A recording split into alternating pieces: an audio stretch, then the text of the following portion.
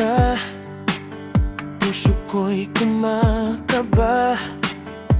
Ngiti mo'y parang araw na nagbibigay ng saya. Kahit simpleng usapan, parang may himala. Ikaw lang ang dahilan kung bakit masaya.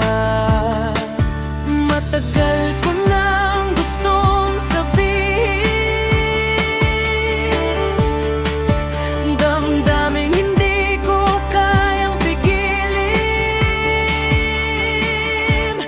Type kita, pilit ka ba? Bakit natatakot ka? Wala akong kinakatakutan. Ngayon lang. Ano yun? Natatakot ako may mangyaring masama sa'yo nung wala ako. Ayoko mawala ka sa akin. Paano kung magkatotoo yung iniisip mo?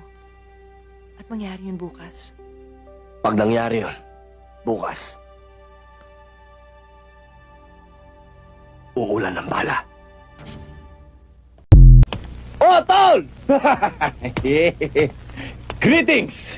Si Baba! Kahapon ka pa hinihintay. Umanda ka na. Umuusok ang ilong sa galit sa'yo. Kinargahan mo na naman, sigurado yan! Ano na naman ito, Ismael?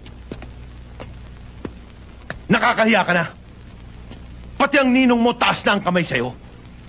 Kapag hindi ka raw sinipa sa Eastern Military Academy, ay tuluyan ang masisira ang reputasyon ng eskwelang yon. Pati siya, delikadong masipa rin. Nakakahiya ka na talaga. Ano ba talaga ang dapat kong gawin sa'yo? Kailang naman may gusto isaksak ako ron eh. Hindi ako pwede doon, Papa. Mga tao ron, puro diktador. Isipin nyo, hindi ko pwedeng gawin yon. Hindi ko pwedeng gawin to. Huwag mong gawin yon, huwag mong gawin yan. Hindi ako magtatagal doon. Ang buhay ng tao'y walang patutunguhan kung walang kinikilalang disiplina. Katulad mo. Wala kang maabot sa buhay dahil wala kang kinikilalang disiplina. Bakit hindi ka tumulad sa kuya mo? Nagtapos ng pag-aaral na walang problemang binigay sa akin. At ngayon na yan, handa na siyang maging gobernador. Hindi katulad mo. Ikaw ano? Baka pati janitor walang tatanggap sa'yo. Kaya naman ikaw, Ismael, magbago ka na. Puro sama ng loob ang binibigay mo sa papa. Hindi ka ng bata. Wala ka nang ginawa sa Maynila kundi puro katarantaduhan. Puro away. Puro gastos na walang katuturan. Makasapat nga. Kuya, walang oras na hindi ka kontra sa akin. Lagi mo lang ako inuhulog sa baba.